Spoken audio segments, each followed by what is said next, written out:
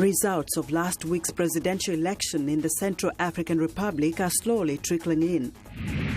Cameroonian youth sell dangerous counterfeit drugs on the streets. We'll have a report.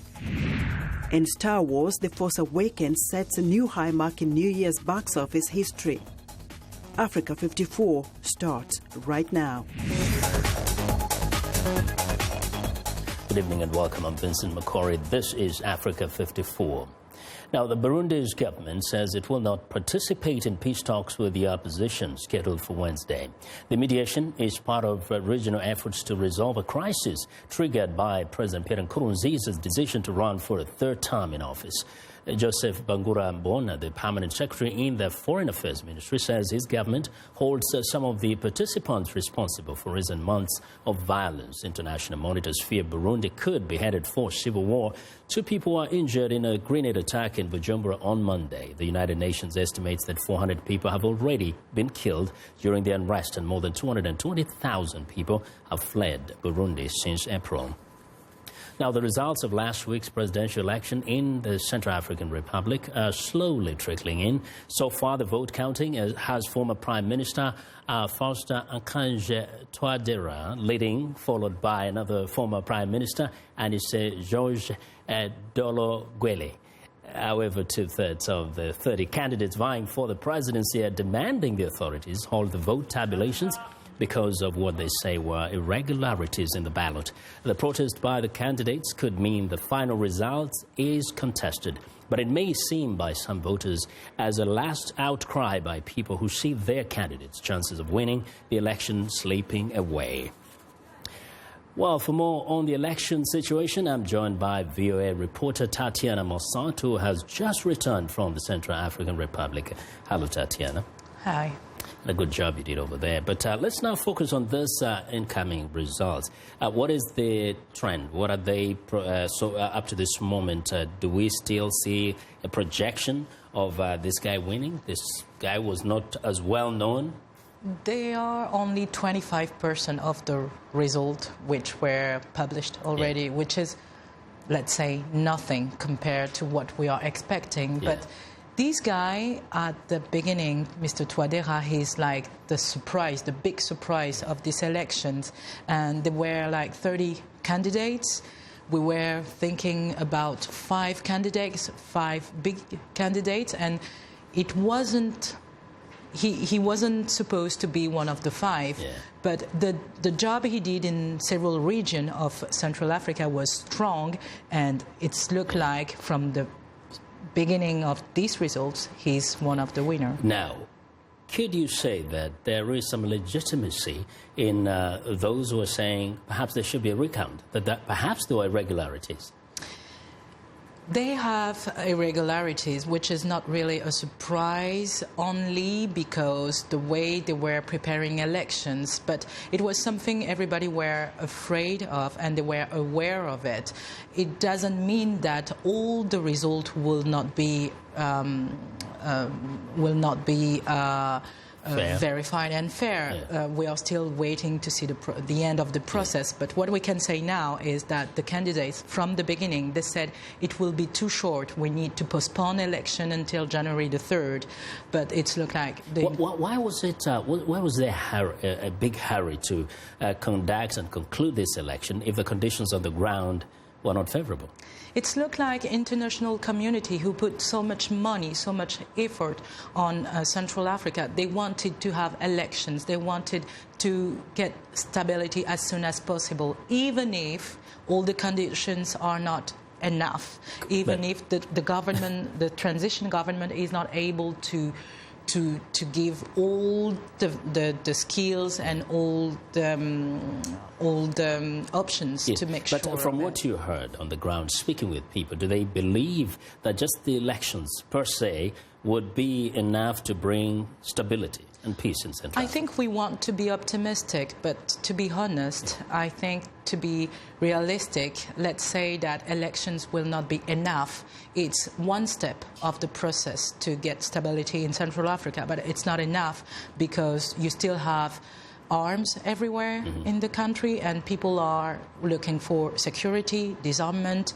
and then we will be able to talk about politics. So reconciliation is not necessarily, has not been achieved up to this point. Not election is, if you ask me if elections are enough for reconciliation, I will say it's just the first step. That is if they accept those elections. If there's no dispute, because then again it can be the beginning of trouble. Well, Tatiana, it could be.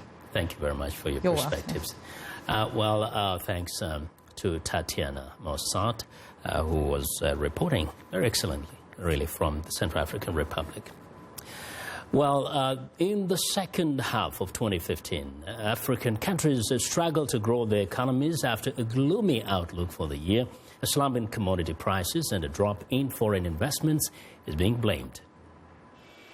Somalia has been encouraged to focus on strengthening its stability and growth as it recovers from more than 2 decades of civil war. In its first review of Somalia's economy in over 25 years, the International Monetary Fund says the Horn of Africa nation has made significant progress since it resumed relations with the international community. According to the UNDP, about 73% of the Somali population lives below the poverty line of $2 a day. That said, economic conditions have recovered significantly since the end of the Civil War, and in particular, in 2014, GDP is estimated to have grown by about 4%. Inflation remained low at about 1%. In Burundi, the nation's beleaguered economy weighs heavily on the population as protests and political uncertainty continued in the country after President Pierre Nkurunziza decided to run for a third term. China faced a sharp fall in its stock market, which in turn hurt African commodity exporters. Many feared that an era of Chinese-funded airports, roads and railways on the continent would be at risk. But a boom in China brought many benefits to Africa. China's economic growth rates averaged 10% a year for almost a decade, fueled by a commodities super cycle which lifted Africa's own growth to unprecedented rates. In Kenya, a cash flow crisis being faced by the government saw the shilling lose 14% against the dollar in 2015, and interest rates climbed by 300 basis points in October. At the same time, 2 mid-tier commercial banks were placed under receivership by the Central Bank of Kenya. This included Imperial Bank Kenya Limited, which left customers in anxiety about the fate of their deposits should the company go into liquidation. Analysts said it was a temporary scenario. It's a temporary thing which should not be viewed as a picture of the economic performance of the country. Similarly, for the banking sector, what happened to Imperial Bank and the Dubai Bank previously should not be seen as something that is prevalent for the whole banking sector. It's a unique thing that happened to the specific bank and is not a reflection of the whole industry. It is not a systemic problem. Factors hampering growth varies among countries. Among the region's commodity exporters, especially oil producers such as Angola, Equatorial Guinea and Nigeria, as well as producers of minerals and metals such as Botswana and Mauritania, the drop in prices is negatively affecting growth. In Ghana, South Africa and Zambia, domestic factors such as electricity supply constraints are further stemming growth. In Burundi and South Sudan, threats from political instability and social tensions are taking an economic and social toll. Pulse finds that with weaker global market conditions underpinned by sharply lower commodity prices, as well as a slowdown in growth in China and tightening global financial conditions, all these factors are weighing down on sub-Saharan Africa's growth. World Bank Africa and Africa's Pulse report says Ivory Coast, Ethiopia, Rwanda, Mozambique and Tanzania are still expected to grow robustly, posting 7% or more growth per year between this year and 2017. Well, we want to know what you think about Africa 54 and the stories we cover. Join the conversation on Facebook. The address is Africa54. Check out our headlines 24/7 on voaafrica.com. Find me on Twitter at VOA Vince Makori. Well, coming up, Cameroonian youth are selling dangerous counterfeit drugs. Stay with us.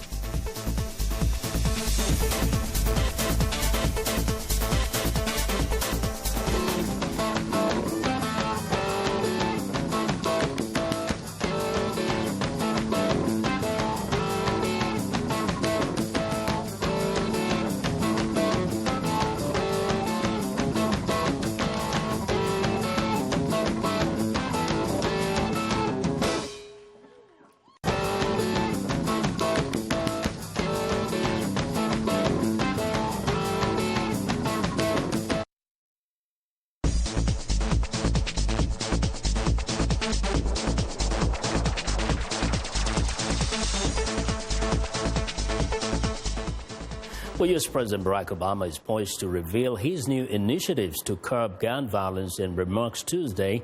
At the White House, Mr. Obama is working to detail to Americans the executive orders he says will not step on constitutional rights. Executive orders do not require approval of Congress, but could face legal challenges. VOA's Caroline Prisuti explains why gun control is such a difficult issue in the U.S. Following every mass shooting, like the December massacre that killed 14 in California, President Barack Obama has pleaded for laws to change. We're going to have to, I think, search ourselves as a society to make sure that we can take basic steps that would make it harder, not impossible, but harder for individuals to get access to weapons. And all these are 9mm. But it's not easy to change laws for 3 reasons. The first is tradition. Some say the Second Amendment to the Constitution gives Americans the right to own guns. Ben Weber is a former Republican congressman, now a lobbyist. It is part of the American mythological experience that gun ownership is central to our identity as a country. The second reason is the National Rifle Association. In 2014 alone, the NRA spent $2.5 million to lobby for gun rights and contributed almost $30 million directly to pro-gun candidates. The $300 million organization has 4 million members. The NRA is powerful because they represent real people who get involved in the political process and express themselves and vote and are active. Typically, Democrats propose gun control laws. Republicans defeat them. Democrat Chuck Schumer. Unless the American people make their voices heard, the gridlock on this issue will not change. But that is the third reason. Americans are divided. Several surveys, including a recent one by ABC News, indicate only 45% support a ban on assault weapons, while 47% think more Americans should carry guns.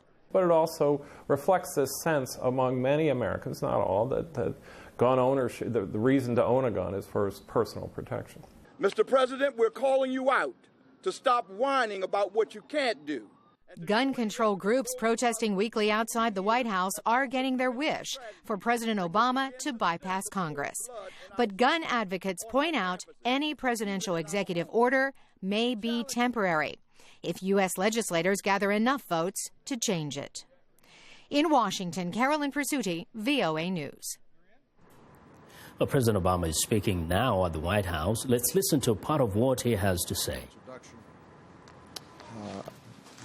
I still remember the first time we met, the time we spent together, and the conversation we had about Daniel. And that changed me that day.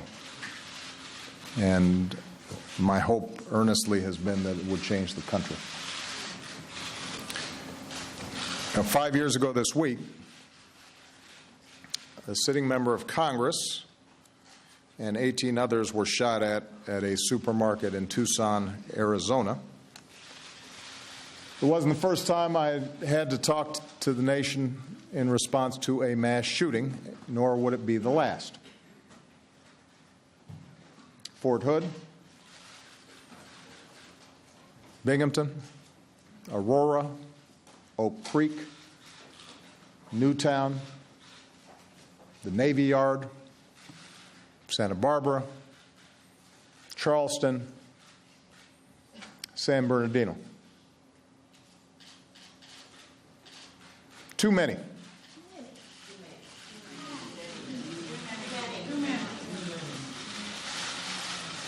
Now, thanks to a great medical team and the love of her husband, Mark,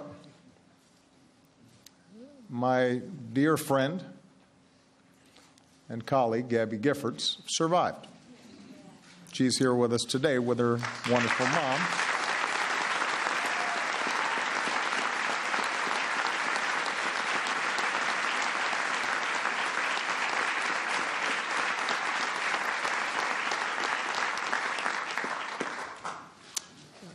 This thanks to a great medical team, her wonderful husband, Mark, who, by the way, the last time I met with Mark, this is just a small aside, you may know Mark's twin brother is in outer space.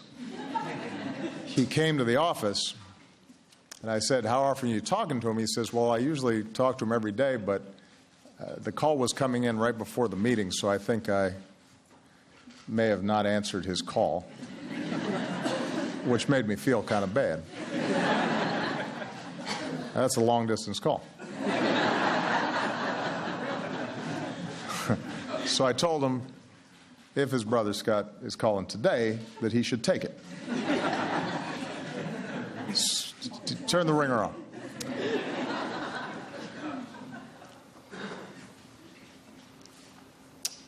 I was there with Gabby when she was still in the hospital. And we didn't think necessarily at that point that she was going to survive. And that visit, right before Memorial,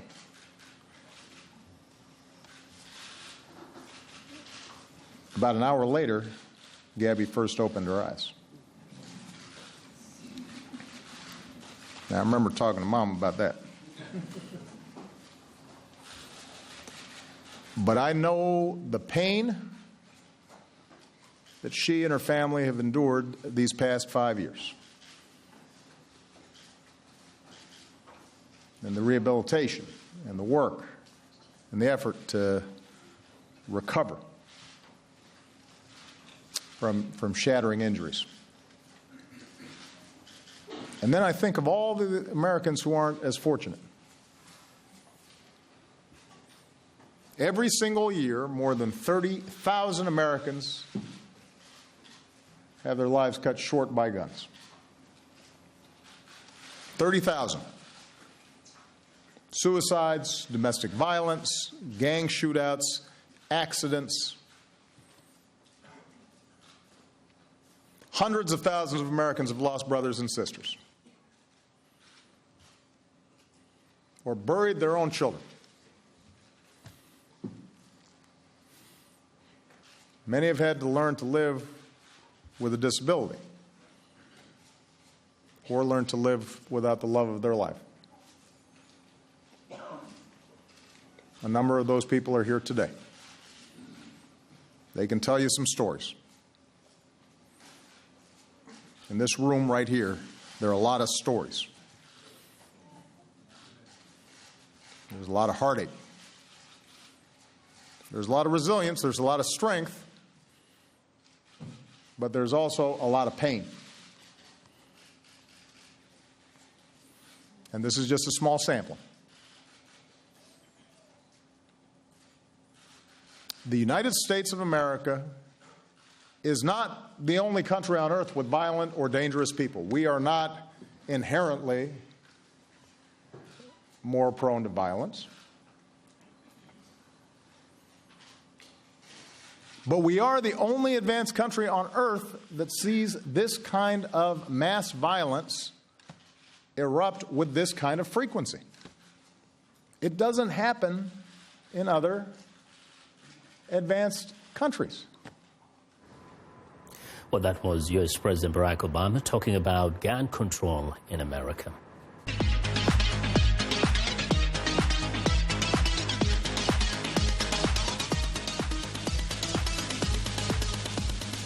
Well, it's time for a health report, and joining us now is Africa 54 health correspondent Lino Madu with an update on breast cancer drugs. Lino?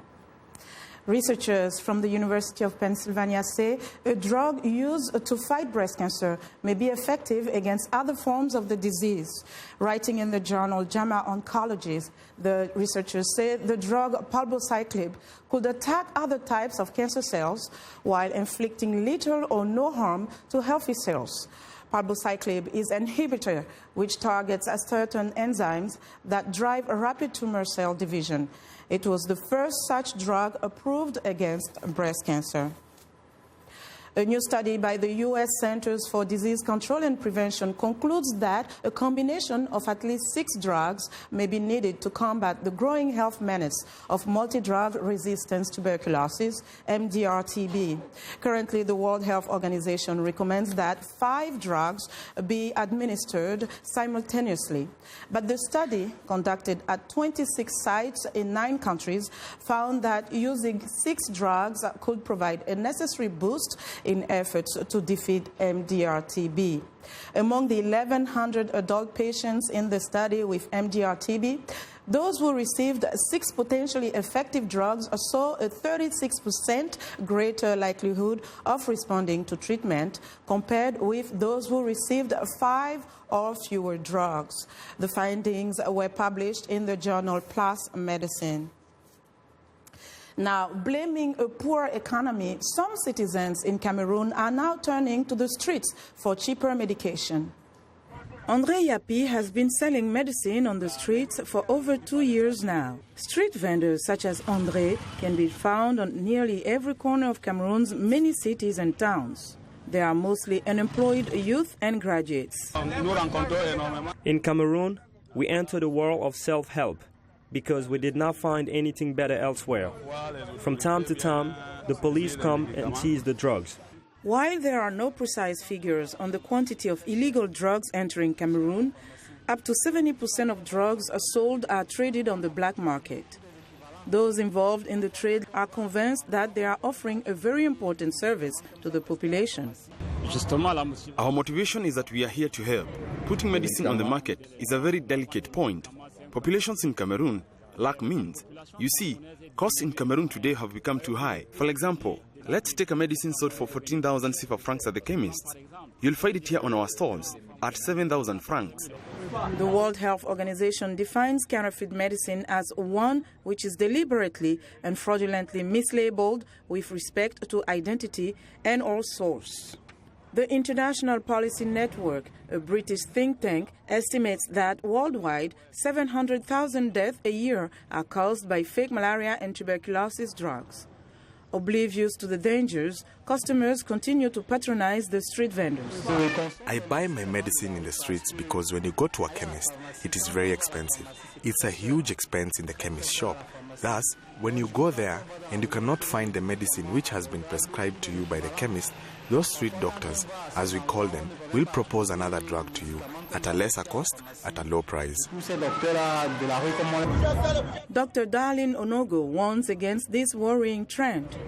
It is not really advisable to take medicine sold in the streets, what people call poteau, because the sellers of this medicine are not qualified to sell drugs. In some cases, you have to be a doctor or a chemist to know that such or such a drug is not suitable. The government of Cameroon is fighting what observers call a near-losing battle.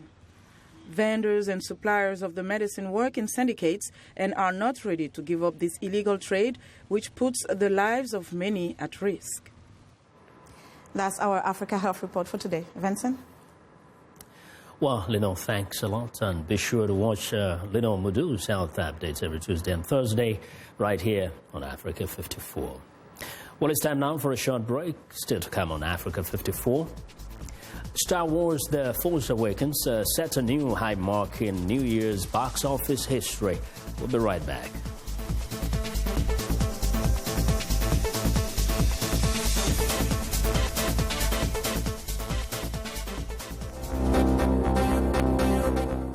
If you've just joined us, I'm Mariama Diallo, and here is a quick recap of today's headlines. In Nigeria, President Muhammadu Buhari holds talks with the head of the International Monetary Fund to address Nigeria's economic crisis. In the Central African Republic, nearly 20 presidential candidates call for a halt to the vote count, alleging fraud. In South Africa, the ruling ANC party sues white realtor Penny Sparrow following her Facebook comments comparing blacks to monkeys.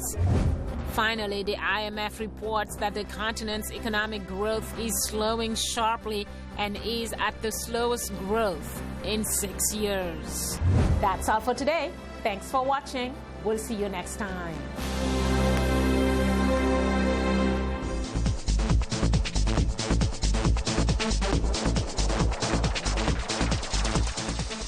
Welcome back to Africa 54. Here's what's trending. Star Wars: The Force Awakens marched confidently into the new year, raking in an additional $88.3 million over the New Year's weekend and topping the box office for a third week, according to studio estimates Sunday. In addition to setting a new high mark in New Year's box office history, the record-busting film blew past the domestic grosses of both Jurassic World and Titanic to become the second highest earner of all time, with $740 million in just 19 days of release. And the top domestic film is Avatar, with $760 million lifetime domestic gross, but Star Wars is barreling in to surpass it soon. For context, it took Avatar 72 days to reach $700 million. Star Wars did that in 16 days. Well, next up, Canada's most unusual places to get pampered are part of an outside-the-box spa trend. Customers at this spa in Montreal, Canada, are invited to float away with a relaxing massage. Guests can view the city's historic architecture from the spa's 11 expansive decks and terraces, 21 treatment rooms, and numerous relaxation areas. Elsewhere in the city, the St. Jude Gym and Nordic Spa is housed in a former neo-Gothic Catholic church built in 1905, known for its broken archways and decorative buttresses. The St. Jude took home design prizes 2 years in a row. Well, and finally, one of the New Year's cutest photo ops draws a crowd. The animals at London Zoo had a photo call on Monday as the zoo did its annual stock take. All creatures, great and small, from ants to zebras, were all counted by staff armed with clipboards. The stock take is a requirement of the Zoological Society of London's license, and all the information is shared with zoos around the world. Some animals, such as fish, are so tricky to keep track of that staff take photos so they don't double count. And that is what is trending today. Well, that's our show for today. Be sure to watch Africa 54 on our website at voaafrica.com. For more news, tune in to VOA's evening radio show, Africa News Tonight, at 1800 UTC, and in the mornings today, Break Africa, between 0300 and 0600 UTC, Monday through Friday. Thanks a lot for watching from all of us in Washington. Have a good night.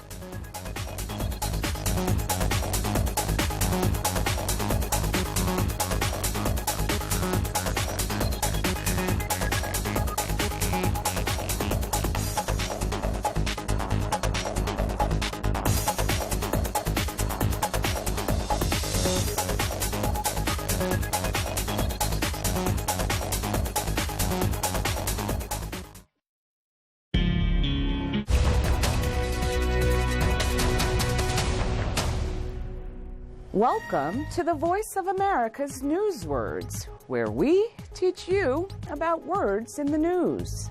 This word is from a story about the U.S. government gathering telephone and internet records. The basic questions are these. Is the surveillance relevant to a terrorist investigation? And does the government monitor actual conversations and emails, or just look at who's involved? Investigation means to examine something closely and carefully. In this story, the government is directing the investigation to find terrorists. Police, as well as scientists and other people, carry out investigations to learn about events and how they happen.